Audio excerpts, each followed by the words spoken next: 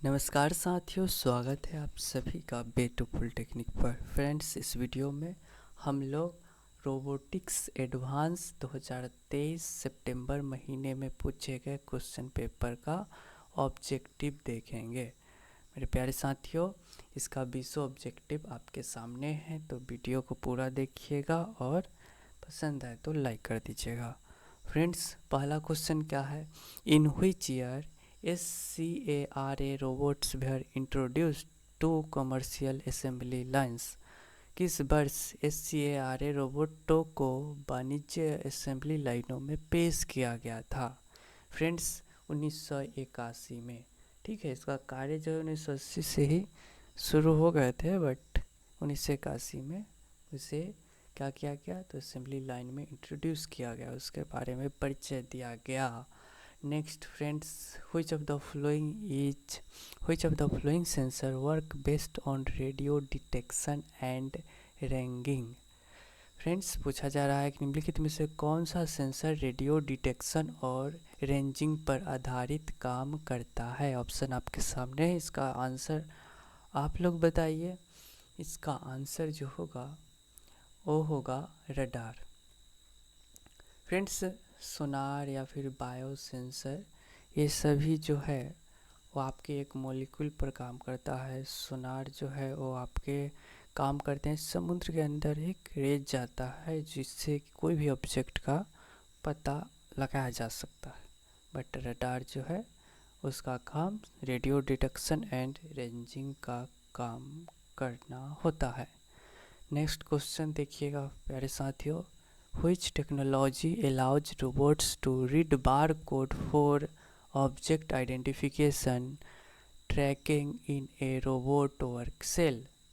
Friends, barcode की सहायता से ही बारकोड ही अलाउ करता है, रोबोट्स को एक टेक्नोलॉजी प्रोवाइड करता है कि वो किसी वस्तु की पहचान कर सके, ट्रैकिंग कर सके।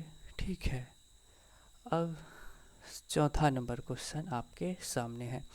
इन a robot work cell what is the parameter that measure the time taken by a robot to communicate specific task? एक रोबोट कार्यशैली में एक पैरामीटर क्या है जो रोबोट द्वारा विशिष्ट कार्यों को संप्रेषित करने में लगने वाले समय को मापता है, टाइम टेकन को मेजर करता है? वैसा कौन है रोबोट वर्किंग सेल में पैरामीटर? आपको बताने हैं। फ्रेंड्स, इसका राइट आंसर आप लोग देने का प्रयास करें, उसके बाद ही आप लोग आंसर देखें। इसका आंसर क्या होगा? रोबोट साइकिल टाइम, रोबोट चक्र समय 4 का हो जाएगा सी।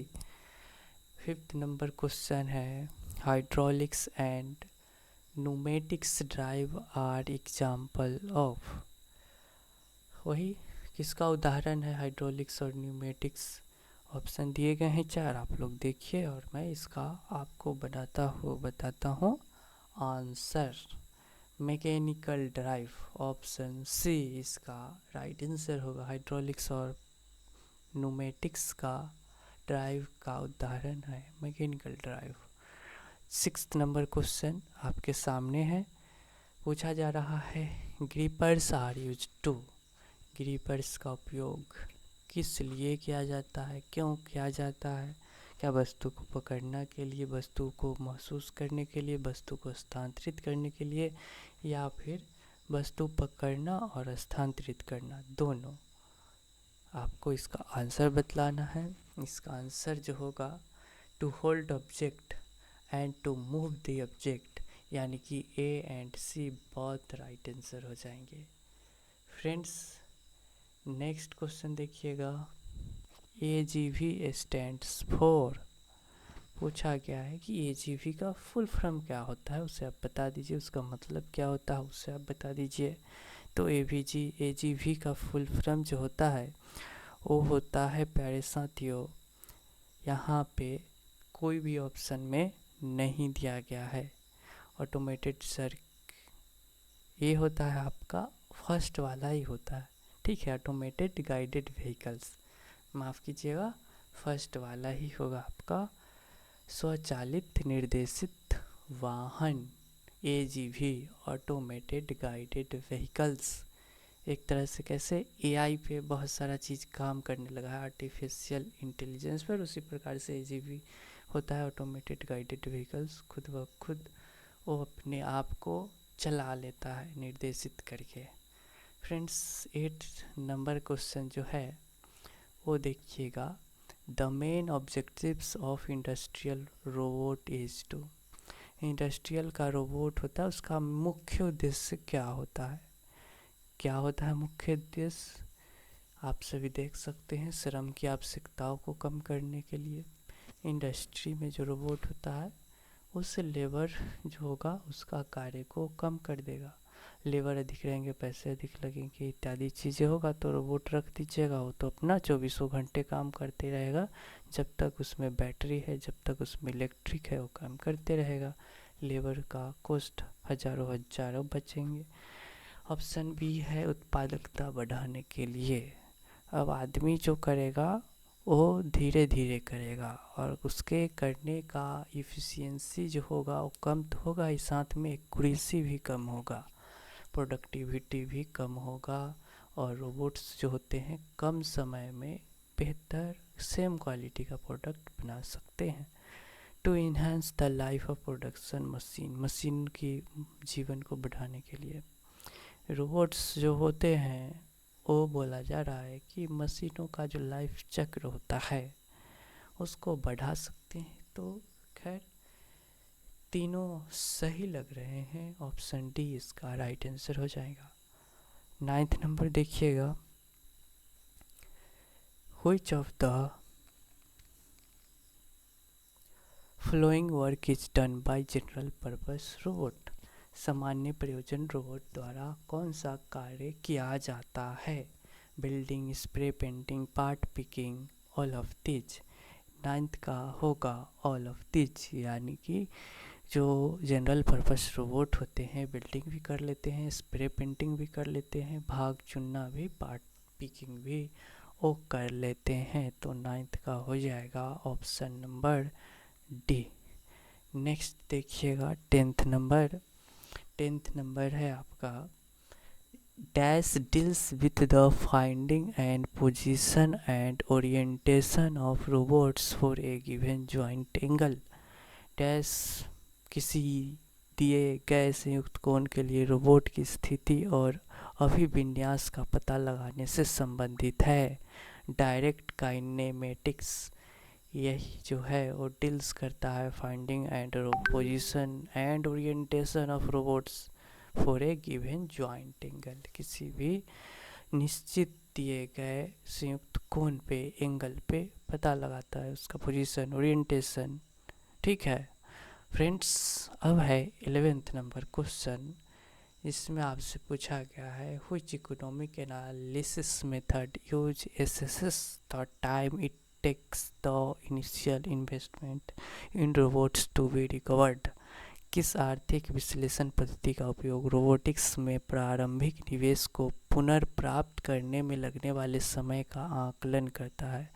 ऑप्शन आपके सामने है। फर्स्ट है भुगतान वापसी विधि, पे back method, ROI method, equivalent uniform annual cost method, net present value method. और आरओआई मेथड 11th का बी हो जाएगा। आरओआई मेथड की सहायता से ही ये चीज़ होता है, कोई भी रोबोट्स में इन्वेस्टमेंट को रिकवर किया जाता है। फ्रेंड्स अब है 12th number question, in which industry are robots use to assist in surgeries, patient care and rehabilitation task. बोला जा रहा है किस उद्योग में सर्जरी, रोगी देखभाल, पुनर्वास कार्यों में सहायता के लिए रोबोट का उपयोग किया जाता है या फिर किया जाने वाला है? Friends health care and medicine, construction industry, smart cities, under sea operation. तो ये तो आपसे सर्जरी, पेशेंट, आपके हेल्थ केयर और मेडिसिन में ही तो होंगे। ठीक है, तो 12 का हो जाएगा option A right answer. 13th question देखिएगा, primary purpose of robots work cell design. Robots के कार्य सेल डिजाइन की प्राथमिक उद्देश्य क्या है, प्राइमरी पर्पस क्या है, मुख्य उद्देश्य क्या है। ऑप्शन 4 दिए गए हैं, इसका राइट आंसर हम लोग डायरेक्ट देखते हैं, ये होगा first, to optimize the efficiency and productivity of robots operation. Robots की दक्षता, इफ़िशियंसी और प्रोडक्टिविटी को क्या करने के लिए, अनुकूल करने के लिए, ऑप्टिमाइज करने के लिए, ठीक है। ऑप्शन फर्स्ट हो गए, ए हो गए। 14 नंबर क्वेश्चन देखिएगा, a robot arm is also known as. Robot का जो आर्म होता है प्यारे साथियों, उसको हम लोग मैनिपुलेटर के नाम से भी जानते हैं। 15वां क्वेश्चन आपके स्क्रीन पे है, internal state sensor are used for measuring dash of the end effector. आंतरिक स्थित सेंसर का उपयोग अंतिम प्रवाह के डैश को मापने के लिए किया जाता है। ऑप्शन आपके सामने है, वेलोसिटी, वेग, त्वरण, ऑल ऑफ दीज। 16th का जो आंसर होगा वो होगा ऑल ऑफ दीज।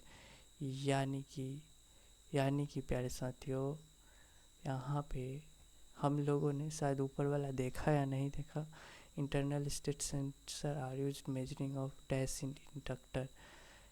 आंतरिक स्थिति सेंसर का उपयोग अंतिम प्रवाह के डैश को मापने के लिए किया जाता है। तो 16 का तो हो जाएगा डी, पोजीशन, वेलोसिटी, एक्सेलरेशन सभी का मापा जाता है, ठीक है। सभी को किस सेंसर से, तो इंटरनल स्टेट सेंसर से।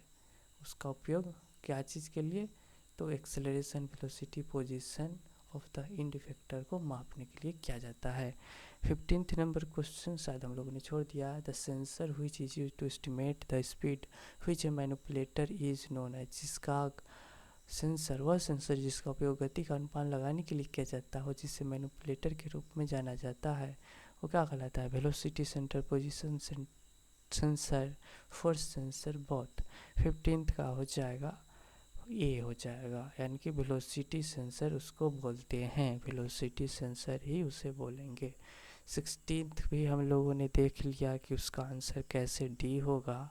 17 देख लीजिए, इसका आंसर क्या होगा, dash of the system is defined as the minimum और number of independent parameters needed to describe it completely.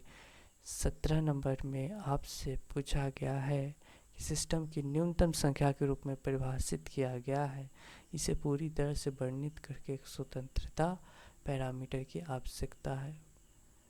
तो क्या होगा, 17 का जो आंसर होगा वो होगा ए, यानी कि degree of freedom. Degree of freedom of system is defined as the minimum number of independent parameter needed to describe it completely।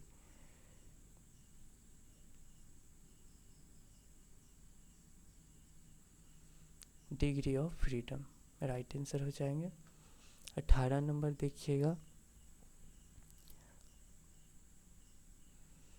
In which of the following operation continues path system is used. निम्नलिखित में से किस operation में सतत और पथ प्रणाली का उपयोग किया जाता है। ऑप्शन आपके सामने है, इसका राइट आंसर क्या हो जाएगा, इसका जो सही आंसर है ऑल ऑफ दीज हो जाएंगे, continuous pick, place, loading, unloading इत्यादि चीज़ें सभी जो होता है वो ऑपरेशन में शामिल होता है, पथ प्रणाली सिस्टम में शामिल होता है। तो 18 का हो जाएगा डी। 19 का क्या होगा, which type of robot cell layout is characterized by arranging machine in a straight line. Machine को एक सीधी रेखा में व्यवस्थित करना किस प्रकार के रोबोट सेल का की विशेषता है। फ्रेंड्स, इसका राइट आंसर क्या हो जाएगा आपका लीनियर लेआउट्स, रैखिक लेआउट्स। अब है आपके 20वां number question, narrow robots are design to operate at what scale. Robots को किस पैमाने पर संचालित करने के लिए डिज़ाइन किया गया है। Millimetre scale, decimetre scale, micrometre scale, metre scale. Friends इसका राइट आंसर जो है वो होगा मिलीमीटर स्केल। ठीक है, तो ये था प्यारे साथियों 20 ऑब्जेक्टिव, और आशा करता हूँ आपको वीडियो पसंद आया होगा। कोई चीज़ का समस्या हो तो आप हमें कमेंट कर सकते हैं। चैनल को सब्सक्राइब करके ही जाइएगा। धन्यवाद।